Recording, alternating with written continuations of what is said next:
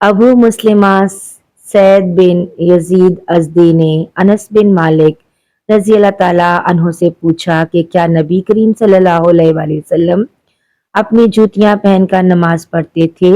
تو انہوں نے فرمایا کہ ہاں۔ صحیح بخاری حدیث نمبر 386۔ ابراہیم نخعی حمام بن حارث سے روایت کرتے ہیں، انہوں نے کہا کہ میں نے جریر بن عبداللہ کو دیکھا، انہوں نے پیشاب کیا، پھر وضو کیا اور اپنے موزوں پر مسح کیا، پھر کھڑے ہوئے اور موزوں سمیت نماز پڑھی۔ آپ سے جب اس کے متعلق پوچھا گیا تو فرمایا کہ میں نے نبی کریم صلی اللہ علیہ وآلہ وسلم کو ایسا ہی کرتے دیکھا ہے۔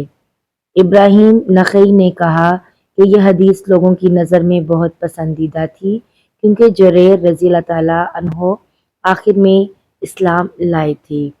صحیح بخاری حدیث نمبر 387۔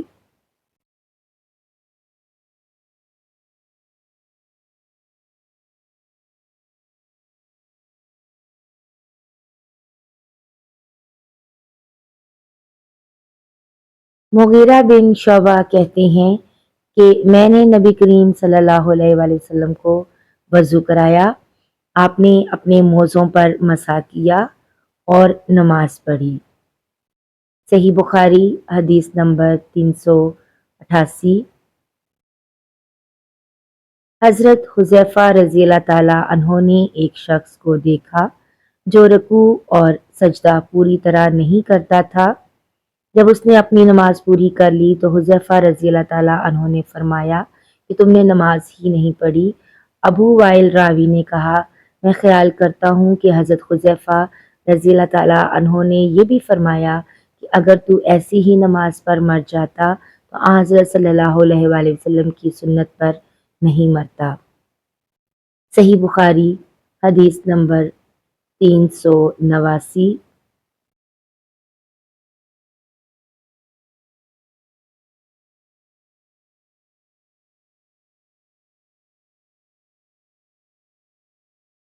عبداللہ بن مالک بن بحینہ سے روایت ہے کہ نبی کریم صلی اللہ علیہ وآلہ وسلم جب نماز پڑھتے تو اپنے بازوؤں کے درمیان اس قدر کشادگی کر دیتے کہ دونوں بغلوں کی سفیدی ظاہر ہونے لگتی تھی، اور لیث نے یوں کہا کہ مجھ سے جعفر بن ربیعہ نے اسی طرح حدیث بیان کی۔